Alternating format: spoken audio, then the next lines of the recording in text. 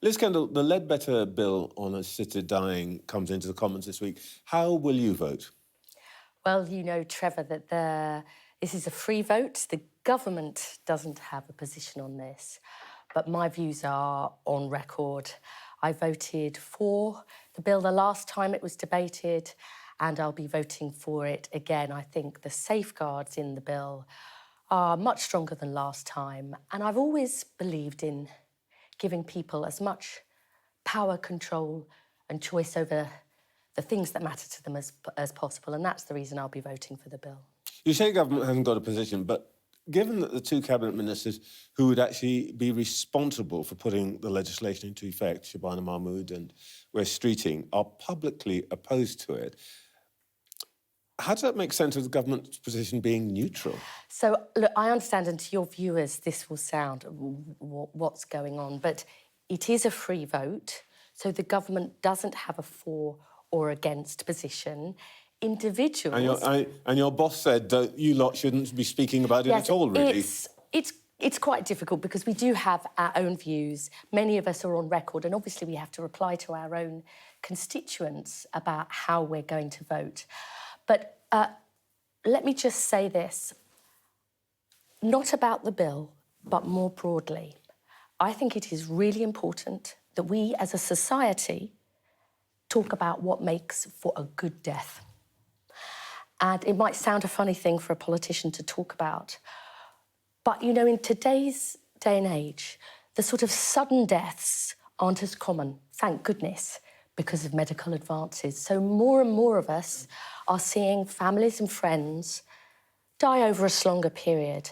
And I think it's really important that within our families and as a country, we talk about that, because I think a good death will be different for different people.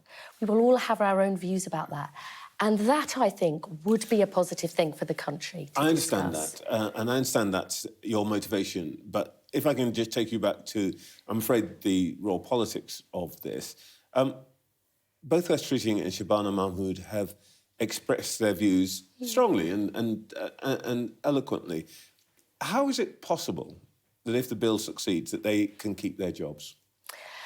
Because this is about the legislation that Parliament may or may not pass. Let's see what happens on Friday.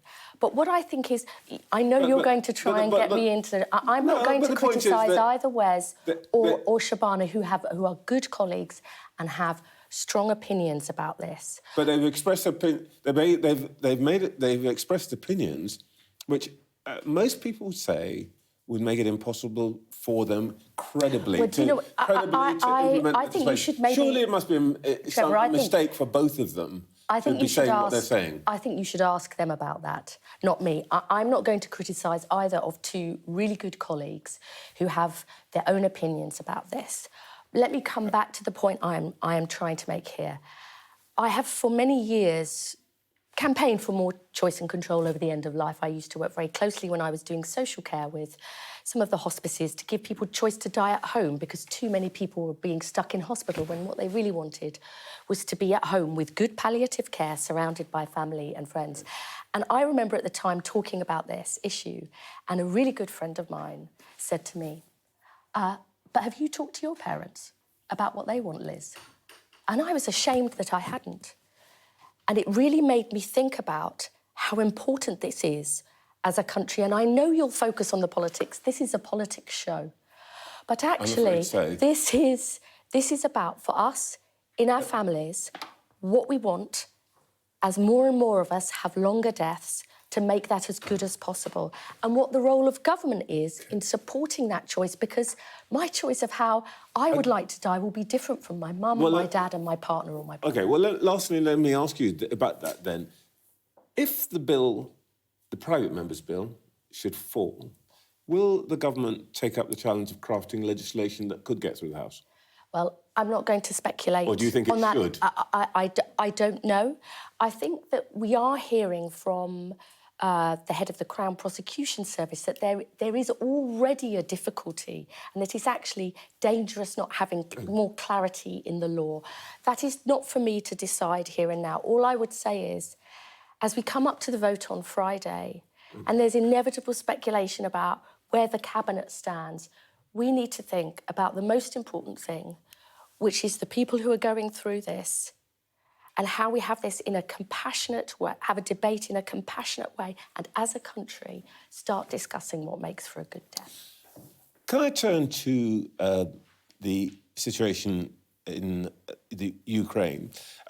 Have British weapons been used to hit targets inside Russia? The Defence Secretary and the Prime Minister, I think, have rightly said we won't get into operational debates or discussions. The only person that benefits is Vladimir Putin. But we will stand... There are weapons. We pay our taxes for it. We've got some... We have a right to know something about it. Well, let me just ask you in a different way. Have we told the Ukrainians that they have permission to use the weapons we supply in this way? That is another way, Trevor, of asking what is, in essence, an operational question. No, it's a matter of principle. I am not the going Americans to get... have been clear that I'll tell you what principle... The Americans have been clear that they have given the Ukrainians permissions. Have we done the same? I'm not going to speak about that. Again, you'll have to ask the Defence Secretary or the Prime Minister, and I'm sure they will say the same thing. But you talk about principle here. And our principle is that we will stand by Ukraine for as long as it takes. For as long as it takes. Does that mean, actually, one of your colleagues said, I heard her on the radio, that we would continue to supply weaponry, £3 billion and counting this year, until war is no longer necessary? We will continue with that support, not only the funding that you've said, and you'll have heard this week, that included support. That's money coming out of your budget. It is the country's money here, and we believe standing by Ukraine is right because we know what happens when you appease aggressors. They just keep coming back for more and more and more. And that is the principle by which we stand by Ukraine. We've now trained over 50,000 of their recruits too. That support will continue because it is not just only in their interest, but we believe that it is also in our interest to stand by Ukraine. Mr. Putin alleges that we are now an active combatant in this war. And I see that your colleague Pat McFadden is going to say in a speech tomorrow that we are now vulnerable to Russian cyber attacks. Are we now in the firing line? Well, Pat McFadden is right to say that there is not only the open military war with Russia as the aggressor, but there is also a hidden cyber war, and that Russia will do everything in its power to destabilise not only within Ukraine, but amongst the NATO allies. So we have to be absolutely vigilant in that as a government, but also in businesses and wider society to protect against those cyber hacktivists. Interesting. This is interesting. Formally, are we at a heightened state of readiness for this? Well, we are laser-focused on this issue. No, but there's a process here, isn't there, in which Whitehall is put on notice. There are levels of readiness. Are we at a heightened state of readiness because of this now? We have for many months, certainly since we came into government, really focused on making sure we have all the protections we need, including cyber protections, because there is a threat from Russia, this hidden warfare, as well as the open military aggression. And Pat McFadden, right across government, and the National Cyber Security Council are doing all we can to make sure we keep that resilience. All right, let's talk about your particular area of responsibility. Prime Minister says, and today we're not going to let people basically take the mick and benefits. And your press release says that people who can work should work with clear consequences for those who don't engage properly. What consequences? Let me start with what our objective is here. We'll be publishing... Briefly, but I want to get to the consequences. You do, but this is about a deal here, providing responsibilities on the government to provide more opportunities to work, but also on people to take those opportunities up. We want more people in better paid jobs in every part of the country. That's better for their living standards, it's better for businesses who want to recruit, and it's vital to get our economy growing. But we need three major changes. We need to overhaul our job centres so they become a genuine jobs and career service. We need a new youth guarantee so every young person is earning or learning. And we need a real overhaul of what's happening locally to join up work, health and skills support in order to drive down economic inactivity. Look, Trevor, the key problem... I get all of that, but because most governments... And in fact, I have a feeling that last time we spoke about this, you said something like this. What I'm really interested in is what are the consequences for people who don't engage with Let me tell you about that for young people. We now have almost 1 million young people not in education, employment or training. That's almost 1 in 8, often driven by mental health problems, but also for young people lacking basic skills, particularly in parts of the country that have struggled economically since the 80s and 90s. So we will bring in a new youth guarantee with more apprenticeships for young people, more basic skills, more opportunities to work. And let me come on to this. You keep describing the problem and also telling me about the great opportunities. This is the solution. What you're not telling me is what happens if somebody decides they don't want to take the opportunity. Because the two go hand in hand. We will provide those opportunities for young people to be earning or learning because it is a disaster for you if you don't have basic skills. I'm hearing the carrot. I'm hearing the carrot. In return, I'm not hearing the stick. Let me finish. Then if you let me finish, I will say it. So you will have to take that up. There will be conditions because we think if you are out of work or lack basic skills when you're young, it can have lifelong consequences. So we will be looking at those requirements for young people who are currently economically inactive. But you're still not telling me what happens if they say, like your requirements, like your opportunities, but actually I'm off to the chip shop. That is not what... the consequences? Do you know what? That is such a false I know what you're going to do here.